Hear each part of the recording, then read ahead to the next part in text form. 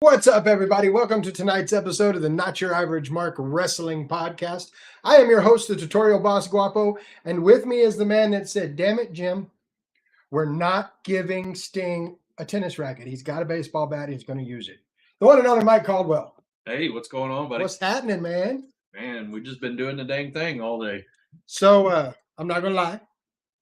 Things have been a little wild. Getting started tonight. There's storms going on, all sorts of craziness happening. So you got to bear with us a little bit. We may see some technical issues, but the guy is on that stuff. So before we get too far into things, I want to say what's up to everybody over in the chat. What do we got? We got Jello in the chat. We got Spectre Squad in the chat. Welcome to you guys. J-Reb subscribing for a 35th month in a row. Cameron, love you so much, bud. Thank you so much. You guys are the reason we do this, so it's awesome to have you guys here. Of course, I want to do some thank yous. Thank you to Ross and the boys from Labor 12 for our intro, outro music. Track's called Head Rush, album's called Monsters. They have a concert coming up. Oh, do they? If you have not seen Labor 12 live, you can head to Canyon. I believe it's next Saturday, and they'll be performing live. Ooh. So you can get all the details on that at their website. It's labor12.com, laborxii.com. Thank you to Joe and American Legacy for the Not Your Average merch. We got hats, we got trucker hats, we got bandanas, we got all sorts of good stuff. So thank you to Joe and American Legacy for that. Thank you to J-Reb's 3D printing. My camera's a little off right now, but this little piece of awesome right here is a J-Reb original. Cameron hooked it up for us. If you've got something that you'd like to see, a logo, really anything that you'd like to see in a light box like this, get a hold of my boy Cameron, jrebs3dprinting.com. He'll get you taken care of. Thank you to Blind Ambition Studios for all our awesome graphics. Thank you to the WrestlingSociety.com for including us in their podcast room. And, of course, thank you to the guy that keeps everything running. Of course, I'm talking about the guy. Patrick, appreciate what you do. You may be thinking to yourself, well, you're not, because you should know already. But some of you may be thinking to yourself, what does Patrick do? Well, I'll tell you what Patrick does. He makes the podcast run. He set up our website, www.notyouraverage.com, where you can find calendars, figure out where we're going to be. You can buy merch. You can read bios. It's a whole thing. Go check it out. The other thing he's done is he set up our Discord. And if you haven't had a chance yet to get in the Discord, what are you waiting for? Like, it's the most fun you can have on a Monday and Friday night. Mm-hmm. Sometimes Saturday. In September, Sunday. Like, it's good stuff. Well, he also set up our BCW website. He did, in fact, set up our BCW website. That's bugging the hell out of me. I got to fix it. So the guy does a little bit of everything. So make sure you check out our website, www.notyouraverage.com. Check out the BCW website at bcwprowrestling.com. And check out our Discord. You can find the link to it in any of our socials in the About section. Now let's talk about some wrestling. Let's do it. I'm all about it. J-Reb says for Labor 12, Thursday, June 25th, 6 p.m., Rockwall Event Center in Canyon, Texas. If you're in the area, be there. You will be glad that you were. Jello says, most fun you can have with your clothes on. That's only because they told me I can't take them off. This guy. All right. My bad. Spectre Squad, he's the guy. He does everything. You are not wrong. He does a little bit of everything. He's the reason we're running tonight. I'm telling you, we was having issues. And he says, you know what, I got this. And within 5 minutes, boom, here we are. So thank you to Patrick for everything you do. Let's talk wrestling. Let's do it. SmackDown opened up in a way we haven't seen in quite a while with the Ring General. Say that 3 times fast. I can't. No, not gonna. Gunther makes his way down to the ring, and it's immediately clear to me that we are dealing with an angry Austrian. You think? He was a tad bit perturbed. That is the understatement of the week. Of course, we did a watch along for Clash in Italy. Mm-hmm. Him and Cody had a great match. At the end of the match, 1, 2, 3, Cody wins, but Gunther's foot was underneath the rope. Gunther's foot was underneath the bottom rope. That should have broke the count. Mm-hmm. And it did not. So understandably, he's a little upset, and he decides to tell the crowd all about it, tell the commentators all about it. He's going to tell everybody how he feels and give the I got screwed greatest hits. Yes. So It reminded me of 1996 Bret Hart. Or 2003 Bret Hart, 2004 Bret Hart, 2005 Bret Hart. He wasn't around then. Anything after Goldberg. I mean, Okay, you're not wrong. just saying, you know. Anyway, he's very upset, and he tells everybody about it. This brings out the champ, because there is more than one royal family in wrestling. As we keep hearing. That's what I hear every time it comes out.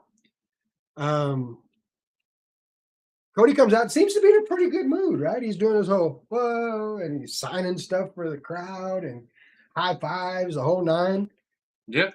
He does not seem to be in the same mood that Gunther is in. No, obviously not. He's the one that got his hand raised. True, but he said, for those of you that didn't see it, on the post-show Clash in Italy, he said, I didn't see it to begin with. I watched the playback. His foot was under the rope, so I'm saying it right now. If you want a rematch, I'll give you a rematch. Well, there you go. He said it straight up on the post-show. Mm-hmm. So he comes out and says, what are you doing, man? You're yelling at the crowd. You're yelling at the commentators. You're throwing stuff around. What are you doing? Yes, you lost in a controversial way. These things happen. But why are you complaining about it? You're supposed to be a professional. And I'm like, ooh. Look, I don't have the music. I can't do the whoa without the music. Got to have the music to do that. Patrick doesn't have the music, does he? No, he doesn't. I just confirmed. But Cody makes a valid point. This happens sometimes. It does. Why are you out here throwing a fit? Yes, your foot was under the rope, and you're out here not being a professional. You want a rematch? Cool. Let's do it right here, right now. And no, we want it on my time. I'm waiting to see somebody come out. But the person that came out is not the person that I was expecting to come out. Because I was expecting Nick Aldis to come out and be like, gentlemen. But that's not what we got. Instead, we get Sami Zayn. Mm-hmm. Which, I'm going to throw some stuff out here. I'm looking over here at the chat. Can you two wise gentlemen explain to me why only Cody Rhodes has to put up with stipulations put on by his challengers? You make a valid point. Cody Rhodes, since being QB1, has had more of his opponents add a stipulation to the match than any other champion I can remember in recent past. Very much so. Why they're allowing this, honestly, I don't know. Because Cody's easy to find and hard to beat. Because Triple H said, well, let me tell you, I think this would be good for business. That was the worst Triple H ever, in case any of you were wondering. You forgot the at the end of it. Be good for business. Damn, that's a throwback. No, Sami Zayn comes out, and he is a little perturbed himself. He's like, you screwed me out of my chance at that title. And he tells Gunther, you screwed me out of a chance at that time. But he gets a rematch. Where's my rematch? And Cody's like, oh, yeah, because you're the last good guy, right? You're the last good guy that sat there and watched the light drain from my eyes as I'm being choked out, and you walked away, right? That guy, the good guy, right? Mm-hmm. I think Cody might be a little salty about that. So Sammy's like, they're saying all the things, going back and forth, and Gunther comes in. He's had enough. It's time to fight. And Gunther takes down Cody, and Sammy's got a choice to make, a familiar choice. Mm-hmm. And he chooses to save Cody. He gets in there and jumps on Gunther, and he gets beat up, goes out of the ring. Cody goes to fly out of the ring at Gunther. Gunther moves out of the way. Of course. We end up taking out Sammy. Mm-hmm. Sammy doesn't realize that this happened the way it happened. So now it looks like to Sammy that Cody has attacked Sammy. Offers his hand. It wasn't like that. Sammy says no, walks off. So now we have a dilemma. What are we going to do? I tell you what we're going to do. We're going to have a match tomorrow between Gunther and Cody Rhodes. Mm-hmm. The rematch as it should be. Let me look over here at he told AJ Styles to suck it up when he beat him after tapping out. That's a valid point. That's a valid point. J-Reb saying it's like he was in the room with us. You know, I do channel my inner trips. It just stays very inner. Very inner. Inner. Somehow made it worse. Listen. Trying to get that was more Macho Man. Listen. We're not even getting into that. Don't do that. Don't do that. So we go from that into our very first Queen of the Ring quarterfinal match for SmackDown, which is Raquel Rodriguez, JC Jane, Kiana James, and my girl Bayley. Mm-hmm. Oh, Bayley Cakes. This was a really, really good match. Like, I like that they timed it out well so that everybody got a chance to shine. A lot of the matches here lately seem to be, let's go. It does. It does. Yes. So you don't get a chance to let the match cook, let it breathe a little bit. Mm-hmm. This was not the case with this match. It went longer than most matches, and not only did it go longer, but they kept the action moving through the whole match, which I really enjoyed. I also like the fact that we're getting to see the power of Raquel Rodriguez. I believe it was in the watch along that may have been Jello that said, I like that we're getting to see Raquel. You know, Raquel went from powerful to not so powerful to back to powerful again in a very short time. Now, I'm going to tell you what I think.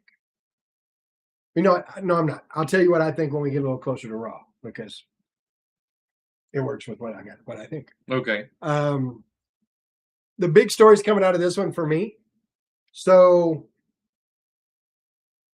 Kiana James is about to get a pin in true Kiana James fashion with her feet on the ropes. Mm-hmm.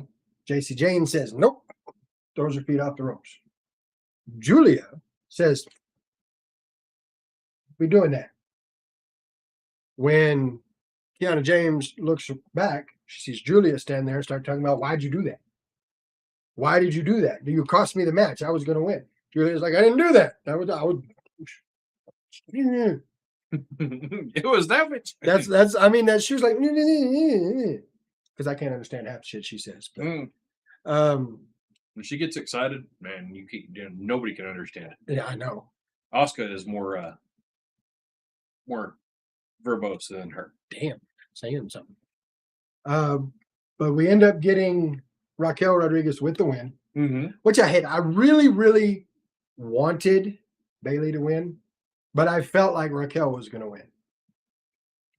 So I was good. You know, I was right about who was going to win, but I really wanted Bayley to win. Like, give my girl Bayley a break. Bayley is becoming, I don't even know how to say it without being ugly, because I mean, I love Bayley to death. Just my Bayley Cakes. And, you know, she's fantastic. Been there forever. You know, she's been doing this a while. She's been doing this a day or two. But yeah, it seems that she's been more helping the younger generation out and making sure that everybody gets over at her expense. This is kind of off topic, but not completely. If you have not seen the video of Bayley dancing with Mr. Iguana,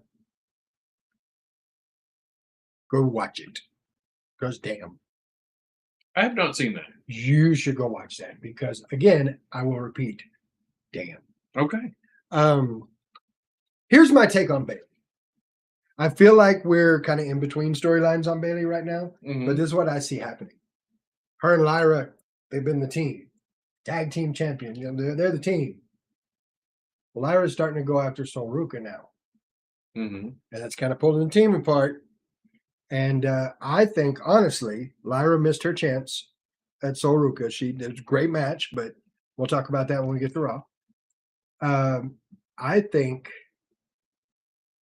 Bailey ends up beating Sol Ruka for the title. And then Lyra's like, I want my shot. And I think that's where we're going with that. Mm-hmm. Just me personally, I could be wrong, but I could not. It could happen. It could happen. It could always happen. Because we know who's watching right now. Yeah. Michael Cole's watching, Triple H is watching, Sol Ruka's watching. I do want to say that Jello made a very valid point. Okay. At Clash at Italy. Okay. So you and I, on the Thursday before Clash at Italy, we made a point, did we not? We said, if Sol Ruka would slow down and use that slow down time to sell, she's elevated to a whole new level. Mm-hmm. And what happened at Clash at Italy? She slowed down. She sold when she was slowed down, and then she sped up when she needed to, and then slowed back. Obviously, she's watching. She's watching the Not Your Average Mark Wrestling podcast, and Michael Cole as well. Because let me take you back probably a month, maybe more ago. Okay. When I said about one Sol Ruka, that is this generation's leader. Michael Cole at Clash at Italy says, very reminiscent of Hall of Famer, WWE Hall of Famer Lita, because Michael Cole watches the show. Yeah. I mean, I'll let it go that he said, like Guapo said, like, I'm going to let that go because they're in another country. You know, he had a lot on his mind. I'm going to let it go this time. Well, that's just it. He can't give you credit because if he gives you credit, then he's got to pay us. Yeah, that's what I'm talking about. But no, they just like to borrow our ideas and then use them as their own. We're gonna get into that. Anyway, now the other big thing coming out of this, aside from Kiana James and Julia having their blow up, Liv has already announced that she is in the tournament because she wants to win the other belt. She wants to win them both. Mm-hmm.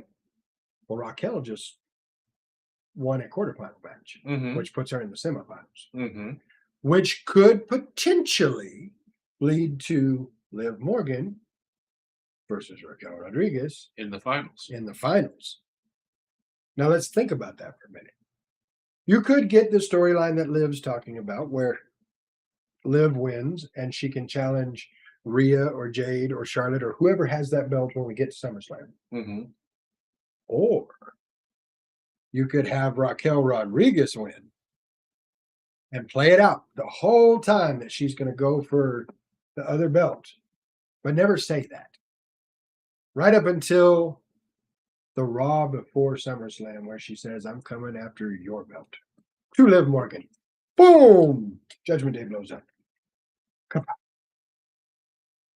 We've been trying to say that the Judgment Day is going to dissolve 5 times over now in different scenarios and everything else. And every single time they say, nah, we're not doing it that way. But now they're listening, see? Well, and look, okay. And I'm not the only one saying it. J-Reb says it. Rachel wins and blows up the Judgment Day. Sports Illustrated says it. The Bleacher Report, Becky Lynch says it. Okay, maybe Becky Lynch didn't say it, but she would if she was here and listening to the Not Your Average Podcast. Who's to say she's not wrestling or not wrestling? Who's to say she's not listening? That's true. Hi, Bex. So it'll be interesting to see which way that goes. I digress. I've kind of moved out of where we're supposed to be. Royce Keys versus Tala Tonga is our next match. And this was a good big man match. Like if you went into this match and said, man, I cannot wait to see wrist locks and arm drags, you're not going to see that in this match. This is a big man match. This is definitely not looking at technical terms right now. No, this is a beat the hell out of each other match. This is big, like Big E says, big meaty men slapping meat. That is what the man said. So, really and truly, I mean, Tonga did a really good job of making Royce Keys look good on this. He did. I was really impressed with that. Like, that's the big thing about this match. For me, there was never a clear Royce Keys has the advantage in this match, or Tonga has an advantage in this match. Like, let's say it's here. Like, this is Royce Keys, this is Tonga. It always stayed in this area right here. Mm-hmm. And I think they did a good job with that. So I really enjoyed that.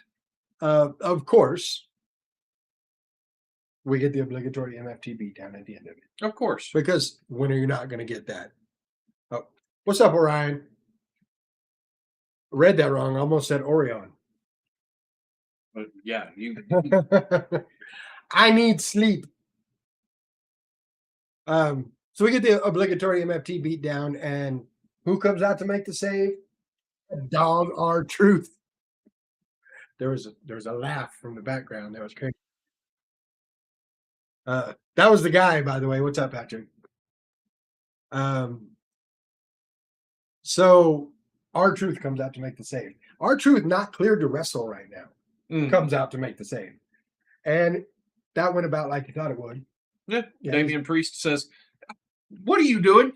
Get over here." Yeah, Damian Priest having to come out and make the save, being, bro, what are you doing?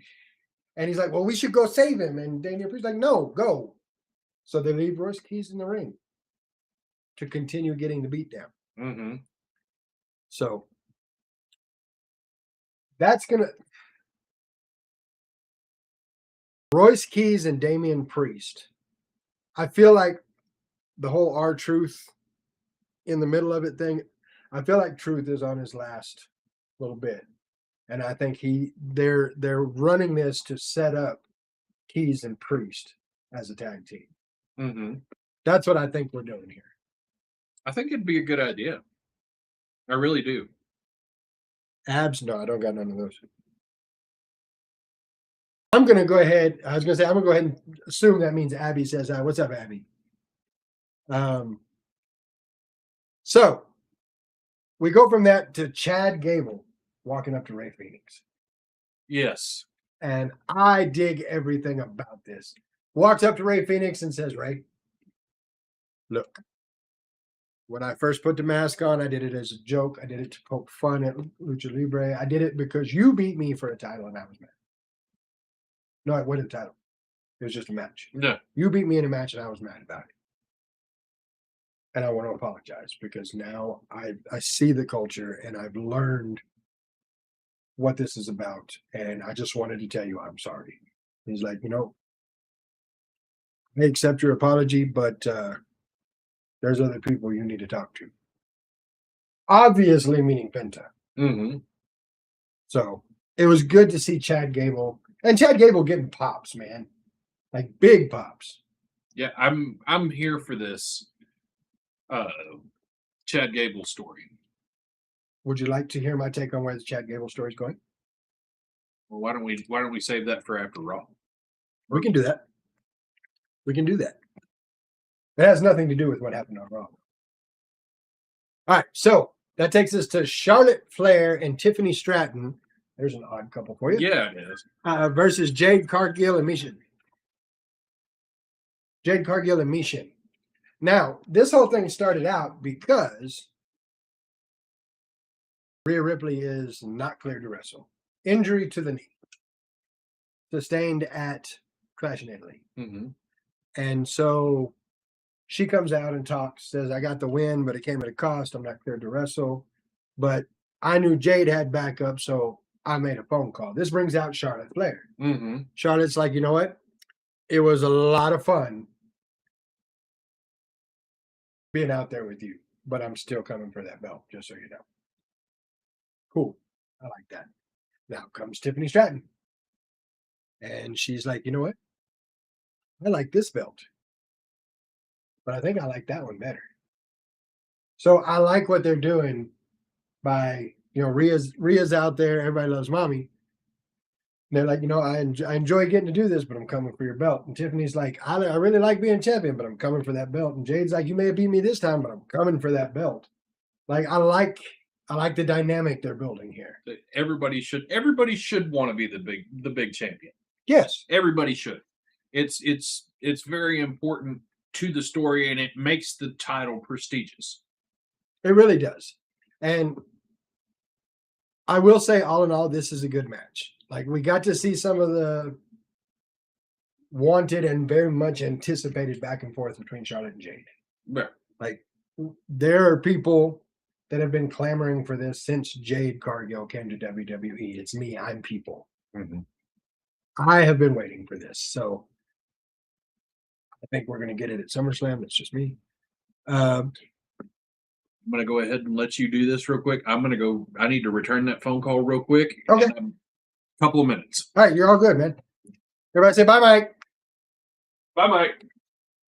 So I like that we got to see this. We had Charlotte and Jade, Tiffy and Mishin, of course, put on a great show as well. The match itself was a little off, clunky, if you will. I think that's the word a lot of people are using right now. But it was still a good match. In the end, Jade hits Tiffy with the Jaded for the win.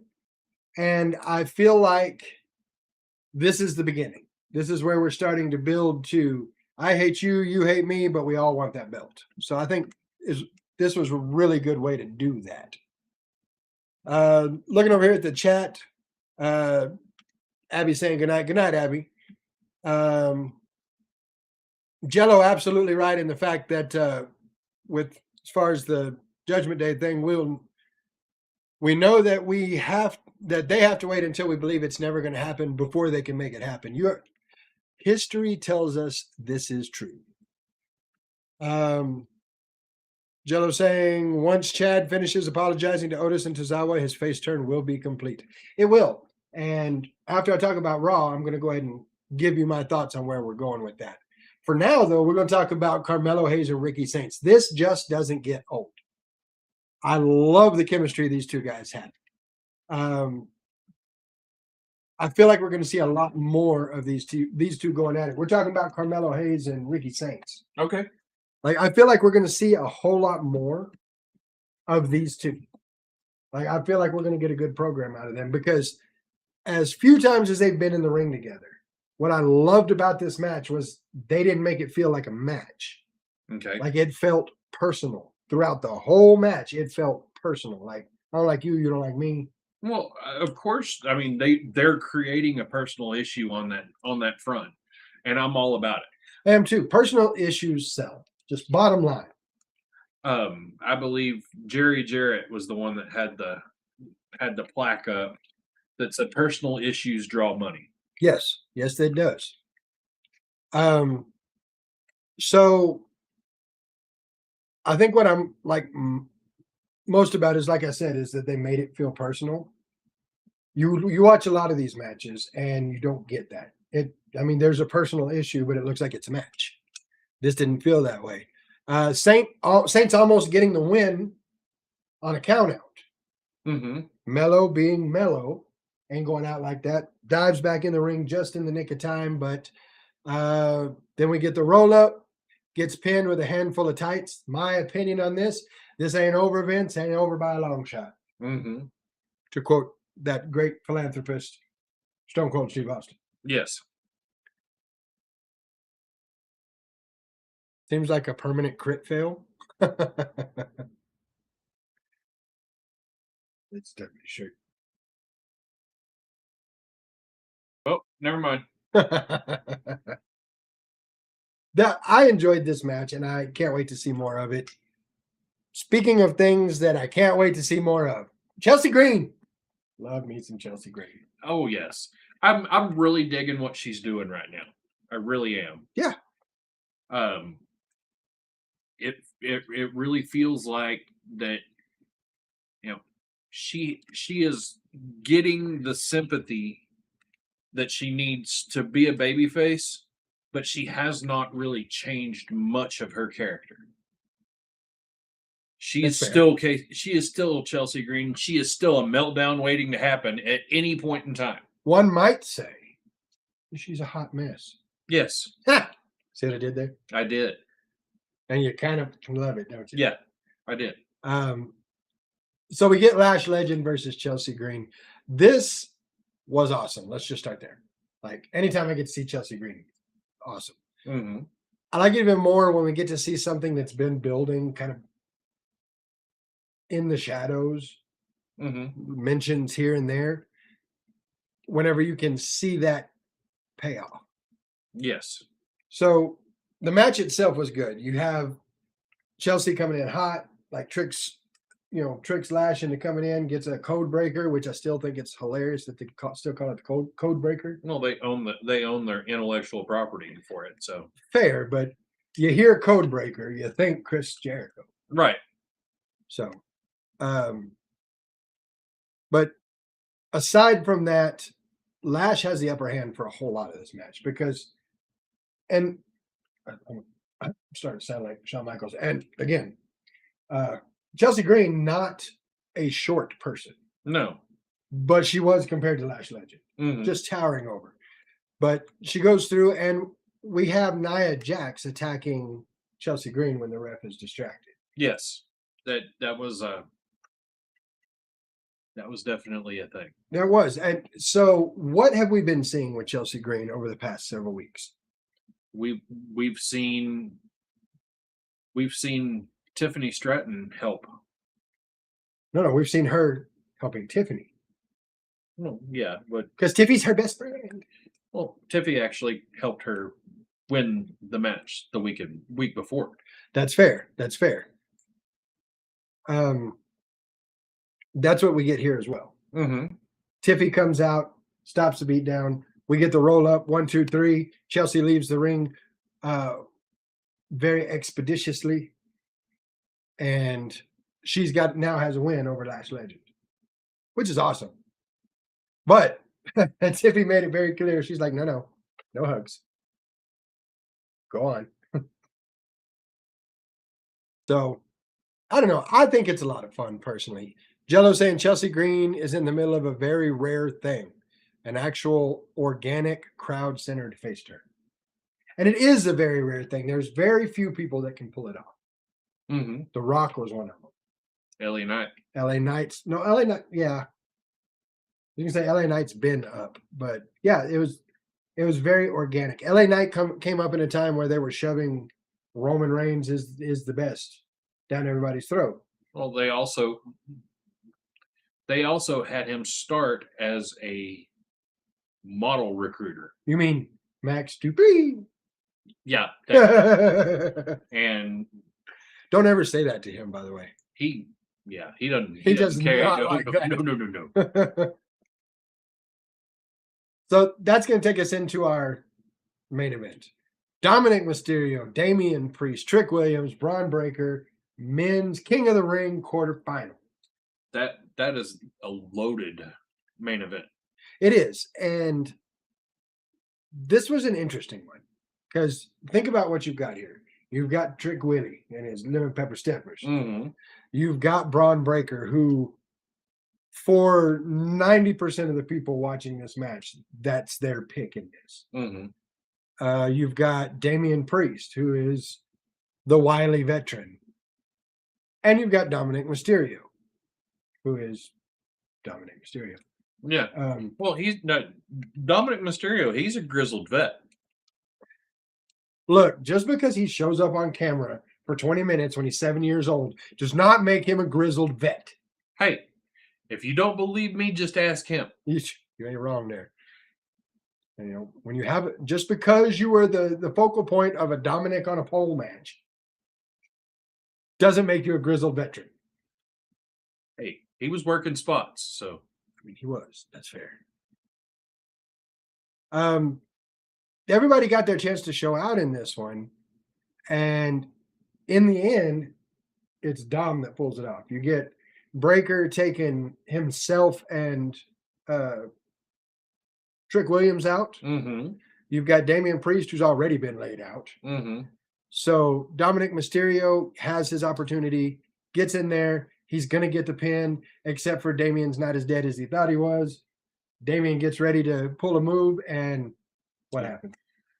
Well, we have an appearance by the women's world champion. She says, Schmeckel bar. Mm-hmm. How long has it been since you heard that term, Schmeckel bar? About 4 weeks. Yeah, right around that. Yeah, catches him with the low blow. Dom comes in, gets the 1, 2, 3. Well, he hits frog splash and gets the 1, 2, 3. Yeah. So now Dom as Jello says in the chat, Dom gets the ultimate prize. He gets to go get pulverized by Obafemi. Yeah. That's going to be fun. Yeah. That's going to be real fun. You remember when I said I would love to see Little Yachty get yeeted through the curtain from the ring? Mm-hmm. That could happen with Dom. Yes. And I'd be all right with it. That's Obafemi is a shot put. He is. That's what he ended up getting the NIL for. Mm-hmm. He was a shot putter. So before we get to talking about the ruler, let's go ahead and grade SmackDown. All in all, I thought it was a decent show. I mean, it's kind of a take a breath show. It's kind of that downward slope before you rise again after a PLE. Well, it was one of those that if you're in construction, you got to build the foundation first. Right. So yeah, this was the pouring of the concrete. Yes, I like the way you said it. That's a good one. All in all, I give it a B-. Okay, I'll agree. Good show. Could have been a little better, but you know what? I liked it. So now we talk about Raw. Before we do, want to remind everybody, if you haven't done it already, click all the things. The bells, the whistles, the likes, the sirens, the wee-woos, everything. Click them all. It, all joking and stuff aside, it does help the algorithm and it gets our stuff out to more people. So if you like what you're seeing, go click all the things so other people can see it as well. Because we'd love to have this whole chat room filled up with people. Absolutely. That takes us to Raptor, shameless plug. That takes us into Raw. And talking about Obafemi, we start with the ruler, who talks about Brock Lesnar. Mm-hmm. And talks about how Brock said that he's going to do this and do that. And here I am. And then some music hits. He's in the middle of a really good promo, which I do want to say that Obafemi, for as young as he is and as new into the business he is, that's a hell of a promo. Well, if you have this is just basically grabbing the curtain and throwing it completely off right now. But if you have Paul Heyman helping you, yeah, you can do magical things. Yes, you can. And everybody seems to agree in the back that Oba is Brock 2.0. Yeah. Like bigger, better, stronger. Mm-hmm. So he comes out, Dom does, and he says, "How long have you been here, rookie?" First off, the balls on that kid. To look Oba in the face and say, "How long you been here, rookie?" Like a cup of coffee. I'm a 20-year vet. Again, being part of the Dominic on a pole match at 7 years old does not a grizzled veteran make. I'll give him he's had a good run thus far. Mm-hmm. But a grizzled veteran. All in all, really, we get the ominous laugh from above. Well, that would be because Patrick says Brock 2.0 with a paint job. Silence. Silence. Oh man, you just ruined it for me. That you're gonna think about that now. So while he's talking, he's talking all his trash, getting ready to get in the ring, and everybody's going like, "What is this kid doing?" Of course, what he's doing is keeping Oba's attention while JD McDonough jumps in the back and hits Oba in the back with a chair. He gave him quite the love tap there. It's a solid swing. You couldn't tell it about Oba's face. He just stood there for a second and then turned around. And I think maybe, possibly, potentially, that JD McDonough should have worn the brown pants Yes, because very much so. the look on his face was not good. That was a, oh, I done messed up. I will say that Oba dispatched the both of them. J-Reb saying, I've seen brick walls move more than Oba did. Yes, Yeah, absolutely. it was crazy. Well, now you've pissed him off. Mm-hmm. And what do you not want? A pissed off Oba. Mm-mm. So he dispatches them both, and as they're walking away, the line of the night. of the entire night, Oba stops him and says, Dom. Because that's it, Dom. Mm-hmm. We all know that your father is Rey Mysterio, but next week I will introduce you to your daddy. I was like, whoa. It was like, oh, he just went there. It was much respect to, I don't know if Oba did that off the cuff, if that was written or wherever that came from. Much respect to whoever put it together and Oba for delivering it, because that was spot on. Yes, it was fantastic. It had me stop completely in my tracks, and my jaw just went. Dude, so as we know, this particular Raw came on earlier in the day because they're still doing their European tour. Mm-hmm. So we did a watch along of the replay. Yes. And Jello told me, if this is part of the promo that I saw a piece of, you're going to pop at the end of it. Correct, he was. And I may have popped like a mark, but it was not your average mark. Very much so. I mean, it says it on the hat. Just saying. No, that was great. Now I need to have a conversation with WWE. Okay. Trips, buddy, what are you doing here? For Raw, you put Alexa Bliss and Chelsea Green in the same match. Who am I supposed to cheer for? And Liv. You put Alexa Bliss and Chelsea Green in the same match, and then you advertise that you're putting Finn Balor and LA Knight in the same match tomorrow. Mm-hmm. What are you doing? Just saying. You can't be doing that. No, absolutely not. It was a great match, though. We get Alexa Bliss, Chelsea Green, Liv Morgan, and Becky Lynch. Powerhouse names in this match. Yeah, this was an all-star cast. It really very was. much so. I will say that Becky Lynch was not as overpowering as far as star power goes with all these names in the match. Well, she had her Italian vacation ruined.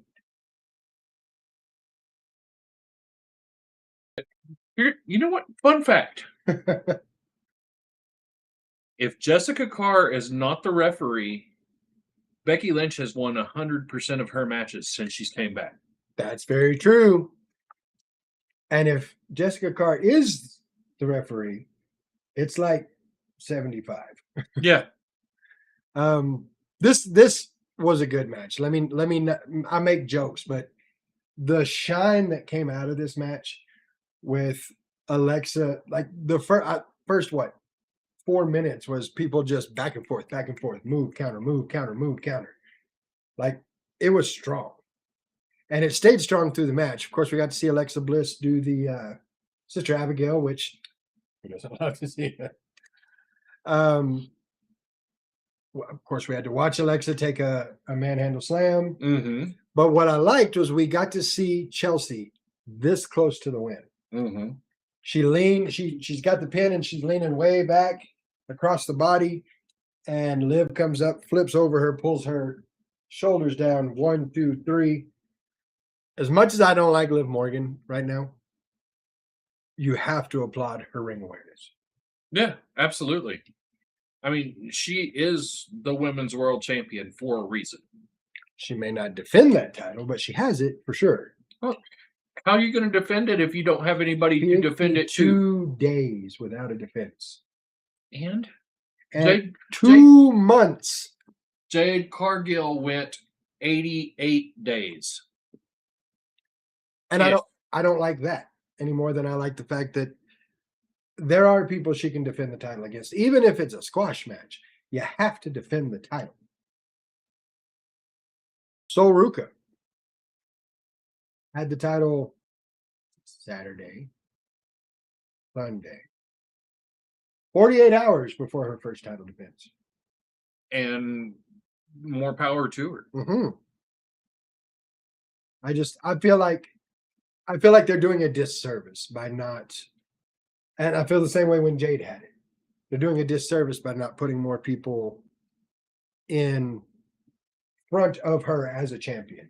Even if it's not a Jade Cargill or a Charlotte Flair or a Rhea Ripley, put her in the ring with Maxine. Put her in the ring with Lyra Valkyrie. Put her in the ring with Becky.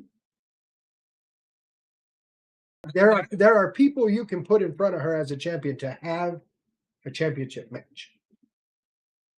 I think they were waiting on a certain somebody to come back from injury. Oh, they are 100%. Don't know how long that's going to be, but when she comes back, devil's kiss. I mean, chef's kiss. Yes. Yeah, I What did do you that say? on purpose. So, speaking of Sol Ruka, Mm-hmm. Speak on her. well, she had herself a nice little match with Lyra Valkyrie. She did, and this plays into what I was talking about before. So last week, Lyra and Sol Ruka talk, and she's like, "I want a shot at that title." So I need you to explain something to me because they made a big point about this. The deal was, as long as Becky was champion, Lyra could no longer go for the IC title. Mm-hmm. Becky lost the belt to Maxine and then got it back. Does that break in Becky's reign not do away with that stipulation? It does. And it was, as long as Becky Lynch has the title, she can't challenge for it. Now that Becky does not have it, she can challenge for it, but if Becky wins it back, Lyra's SOL. So from now until eternity, anytime Becky Lynch has that title, Lyra can't. Exactly. That's crazy. They're waiting till Stephanie returns from an injury, but they could give her something to do with the title before that. Agreed. Yeah, that's what I was saying. Talking about Liv Morgan. Mm-hmm. Like, I know they're waiting, but put some people in front of her and let her have some matches with that title. But all in all, the two of them has really good chemistry, and it was a really good match. It was, and it wasn't what you think it would be. It wasn't the champs coming in there and doing all her moves. A lot of times when you get a new talent in on the main roster, you get a whole lot of, I cover the young one's ears because Uncle Guapo is going to say a bad word. You get a whole lot of, I need to get all my shit in. Mm-hmm. And you didn't get that in this match. Mm-mm. And it didn't feel clunky. It didn't feel rushed. It was a very good match and a technical match at that. Mm-hmm. So I really enjoyed that. In the end, before we get to the end, we went for the Soul Snatcher. Mm-hmm. And Lyra does her homework, was able to move away from the Soul Snatcher. Mm-hmm. So I like seeing that too. But in the end, it was a Soul Snatcher that ended the match 1, 2, 3, and still Women's Intercontinental Champion, Sol Ruka. You know what? You know who the MVP of that was? And this is one of those throw the curtain back kind of things. Tyson Kidd. Because he was the agent for that match. Now, was it him or was it Molly Holly? Because I know they brought Molly on to help Tyson with all the female agenting. That's a good point. That's again behind the curtain. But and really, they're teaching Candice LeRae how to do it too. Mm-hmm. It's super, super good. Yeah. Super, super good. The talent that they have that is helping these superstars put this stuff together to make it all make sense is very well thought out. I agree. Molly Holly, super kudos to Tyson Kidd. let me not take anything away. Mhm. But Molly Holly has a ring psychology very, very few other female wrestlers have had. Mhm. And to have her back there and playing agent for these matches, good stuff. Speaking of good stuff, we got a little bit of a promo from LA Knight. Yeah. Mhm. Long time ago, before I got into LA Knight, before I realized how cool he was. I used to make jokes about him. I used to call him Stone Rock because Okay. if Stone Cold Steve Austin and The Rock had a baby, it's that guy right there. Yeah. And I've proven myself wrong in several instances since then. And then he wants to prove me right. As he gets in the ring, holds his hand out like this, and they throw him a mic, which that was on the guy that threw it. I just want to throw that out there. But he missed the mic. So what does he do? Does he pick it up and start? No, he throws it back at him. Says, "Now throw it right." And he catches it, spins it, goes to talking. Let me talk to you. Mhm. I like what they're doing with Knight right now. I'm not going to throw it out there and be like, "Oh, it's LA Knight's finally going to get his push," because every time I say that, Triple H is like, "Hey, y'all watch this. He actually thinks we're going to push him." So I'm not going to do that this time. I am going to say I like what they're doing with him. The promo he cut on the Usos, on Roman Reigns, on everything out there felt like a shoot. I'm here for that. Bring it on. Oh, all right. So I'm looking at Twitch right now, and it looks like we may have. Oh, wait, we're back. Okay, cool. Things freaked out. I told y'all when we started the show, things freaked out a little bit. No, but LA Knight coming out and talking about specifically the Usos. Mhm. And then what happens? Jay comes out. Mhm. And he, for the first time in a long time, he yeets. Yeah. Because he's been just, angry. He's been Crash Out Jay. He's been Crash Out Jay walking around angry all the time. Mhm. Somebody need to get that boy a hug. But he did the yeet thing. And he's getting ready to say something to LA Knight, and the crowd's calling for it. And this is a Paris crowd. Mhm. So they're loud as hell.